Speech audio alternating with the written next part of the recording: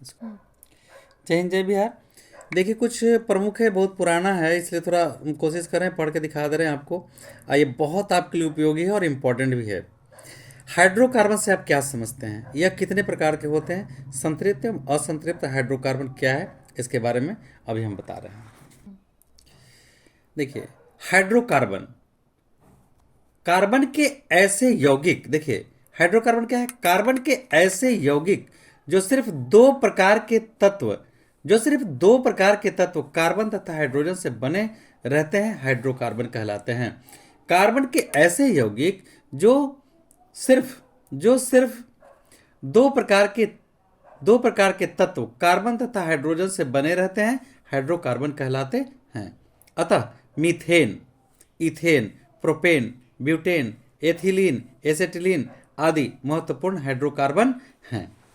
अब हाइड्रोकार्बन दो प्रकार के होते हैं, संतृप्त हाइड्रोकार्बन और असंतृप्त हाइड्रोकार्बन। संतृप्त हाइड्रोकार्बन किसे कहते हैं?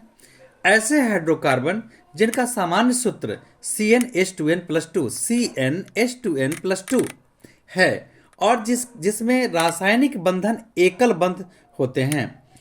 देखिए, संतृप्त हाइड्रोकार्बन ऐसे हाइड्रोकार्बन जिनका सामान्य सूत्र CnH2n+2 और जिसमें रासायनिक बंधन एकल रहते हैं। संतृप्त हाइड्रोकार्बन या अल्केन या एल्केन कहे जाते हैं, जैसे methane CH4, ethane C2H6, propane या ब्यूटेन। तो ये सब संतृप्त हाइड्रोकार्बन हैं। अब देखिए असंतृप्त हाइड्रोकार्बन। ऐसे हाइड्रोकार्बन कार्बनिक यौगिक जिनमें कार्बन परमाणु के बीच द्विबंधन रहते हैं, असंतृप्त हाइड्रोकार्बन कहलाते हैं। ऐसे हाइड्रोकार्बन जिसमें कार्बनिक यौगिक के परमाणु के बीच द्विबंधन होते हैं, ऐसे हाइड्रोकार्बन कार्बनिक यौगिक जिनमें कार्बन परमाणुओं के बीच द्विबंधन रहते हैं, असंतृप्त हाइड्रोकार्बन कहलाते हैं। जैसे प्रोपाइलीन इत्यादि।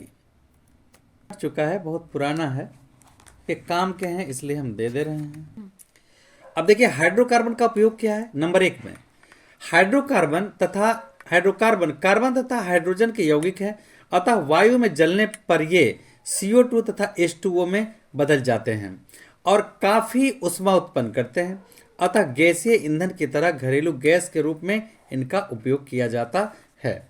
नंबर 2, ये अनेक प्रकार के कार्बनिक यौगिक बनाने के काम में लाए जाते हैं।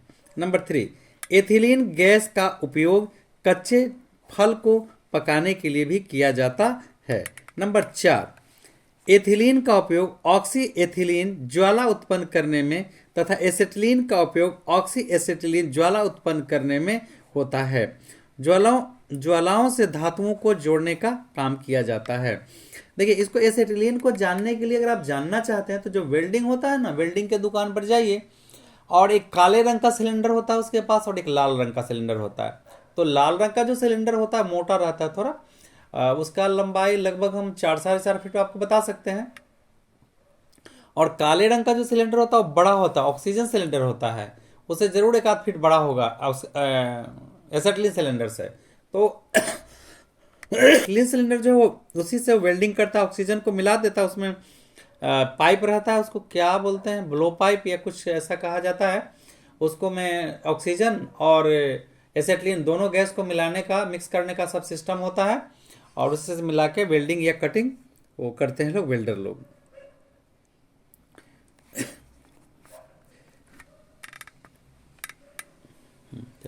और ऐसे एक और भी होता है जो वेल्डिंग करते हैं ना, उनके पास लाल रंग का एक टैंक होता है।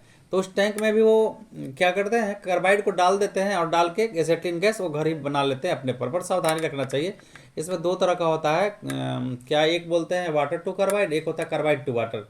तो इन लोगों के पास जो रहता है ना, वो वाटर टू कार्बाइड रहता है, पानी रखा रहता है, उसमें कार्बाइड को डाल देते हैं, टप से बंद कर देते हैं और गैस निकलना शुरू हो जाता है, फिर अपना वो काम करते हैं। अब प्रश्न है कि संतृप्त हाइड्रोकार्बन एवं असंतृप्त हाइड्रोकार्बन की संरचना में क्या अंतर है? असंतृप्त हाइड्रोकार्बन को किस प्रकार से वर्गीकृत किया गया है? इनके सामान्य सूत्र क्या होते? प्रश्न है शायद आपको किताब में मिले ना मिले। संतृप्त हाइड्रोकार्बन में दो निकटस्थ, पहला जो सवाल था मेरा, संतृप्त हाइड्रोकार्बन एवं असंतृप्त हाइड्रोकार्बन की संरचना में क्या अंतर है। तो संतृप्त हाइड्रोकार्बन में दो निकटस्थ कार्बन परमाणु एक दूसरे के साथ एकल बंधन द्वारा जुड़े रहते हैं। संतृप्त हाइड्रोकार्बन में एकल बंधन होता है। असंतृप्त हाइड्रोकार्बन में दो निकटस्थ परमाणु आपस में द्विबंधन अथवा त्रिबंधन बनाते हैं। तो अगर एकल बंधन बनाता है तो संतृप्त हाइड्रोकार्बन होगा, अगर वह द्विबंधन या त्रिबंधन बनाता है तो क्या होगा, वो असंतृप्त हाइड्रोकार्बन होगा। यह पहचानने का बहुत आसान तरीका है। असंतृप्त हाइड्रोकार्बन को दो श्रेणियों में बांटा गया है। असंतृप्त हाइड्रोकार्बन को दो श्रेणी में बांटा गया है। वैसे हाइड्रोकार्बन जिनमें दो निकटस्थ कार्बन परमाणु द्विबंधन द्वारा जुड़े रहते हैं एथिलीन श्रेणी के हाइड्रोकार्बन कहलाते हैं। ऐसे देखिए यहां बहुत ध्यान से, वैसे हाइड्रोकार्बन दो निकटस्थ कार्बन परमाणु द्विबंधन द्वारा जुड़े रहते हैं एथिलीन श्रेणी के हाइड्रोकार्बन अथवा एल्कीन श्रेणी के हाइड्रोकार्बन कहलाते हैं और इनका सामान्य सूत्र CnH2n होता है। एल्कीन श्रेणी के जो होते हैं उनका सामान्य सूत्र CnH2n होता है। देखिए ये असंतृप्त का है, एकल बंधन तो संतृप्त, द्वि या त्रिबंधन तो असंतृप्त। तो असंतृप्त को भी दो श्रेणी में बांटा गया है। वैसे हाइड्रोकार्बन जिनमें निकटस्थ कार्बन परमाणु द्विबंधन द्वारा जुड़े रहते हैं एथिलीन श्रेणी या हाइड्रोकार्बन अथवा एल्कीन श्रेणी के कहलाते हैं और इनका पहचान है संतृप्त सामान्य सूत्र CnH2n द्वारा इन्हें सूचित किया जाता है। तो एक हुआ CnH2n+2, अगर है CnH2n+2 है तो संतृप्त होगा, और अगर और कुछ भी होता है एकल बंधन तो संतृप्त होगा, और द्विबंधन या त्रिबंधन तो असंतृप्त होगा। ये इसकी पहचान हो गई। एथिलीन श्रेणी में आते हैं और इनका सामान्य सूत्र CnH2n होता है। वैसे असंतृप्त हाइड्रोकार्बन जिनमें दो निकटस्थ कार्बन परमाणु त्रिबंधन द्वारा जुड़े रहते हैं एसेटिलीन श्रेणी के आते हैं। वो एसेटिलीन श्रेणी में आते हैं हाइड्रोकार्बन अथवा एल्काइन श्रेणी के कहलाते हैं और इनका समान सूत्र CnH2n-2 होता है।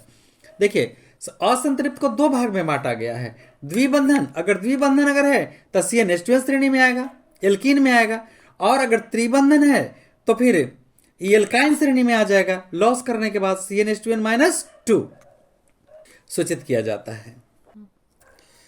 देखिए कार्बनिक यौगिक के चार प्रमुख स्रोतों के नाम लिखे। जो कार्बनिक यौगिक है उसका स्रोत क्या क्या है, चार गो का नाम लिखना है आपको। तो कार्बनिक यौगिक किस प्रकार महत्वपूर्ण है, दूसरा है कार्बनिक यौगिक किस प्रकार महत्वपूर्ण है। पहला सवाल है कार्बनिक यौगिक के चार प्रमुख स्रोतों का नाम लिखें। तो कार्बनिक यौगिक प्रकृति में अत्यधिक मात्रा में पाए जाते हैं। इसके प्रमुख स्रोत ये हैं वनस्पति जगत, प्राणी जगत, कोल तार एवं पेट्रोलियम। कार्बनिक यौगिक कहाँ है, वनस्पति जगत में है, प्राणी जगत में है, कोल तार और पेट्रोलियम में। अब वनस्पति जगत में कैसे होता है, वनस्पति जगत में प्रधानतः कार्बोहाइड्रेट, वसा अम्ल, वनस्पति तेल, विभिन्न प्रकार के रंग एवं दवाएं प्राप्त होते हैं। ये वनस्पति जगत से कार्बनिक यौगिक। प्राणी जगत में कैसे होते हैं, प्राणी जगत से वसा, प्रोटीन, यूरिया, जिलेटिन आदि से प्राप्त होता है। कोल तार भी कार्बनिक यौगिक का प्रमुख स्रोत है।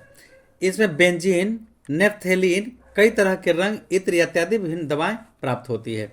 इसके बाद ये पेट्रोलियम भी कार्बनिक यौगिक के प्रमुख स्रोत है। इसमें पैराफिन, मोम, वैसलीन आदि प्राप्त होते हैं। नंबर दूसरा में है कार्बनिक, दूसरा जो क्वेश्चन था इस तरफ में, दूसरा जो सवाल था कार्बनिक यौगिक किस प्रकार महत्वपूर्ण है। तो कार्बनिक यौगिक अनेक रूप में हमारे दैनिक जीवन में आवश्यकताओं से लेकर साज श्रृंगार तक के लिए प्रयुक्त होते हैं। हमारे भोजन, कार्बोहाइड्रेट, प्रोटीन, विटामिन, कपड़ा, कागज, साबुन, कृत्रिम कपड़े, स्याही, रंग, दवाएं इत्यादि में कार्बनिक यौगिक से ही ये बनते हैं। कीटाणु नाशक जैसे DDT, गैमेक्सेन आदि तथा युद्ध में प्रयुक्त होने वाले विस्फोटक पदार्थ जैसे साइनामाइड, ट्राइनाट्रोइन आदि कार्बनिक यौगिक ही हैं। हमारे प्राण रक्षा के लिए प्रयुक्त विभिन्न दवाएं जैसे सल्फा ड्रग, पेनिसिलिन, क्लोरोमाइसेटिन, टेरामाइसिन आदि कार्बनिक यौगिक से ही बनाए जाते हैं।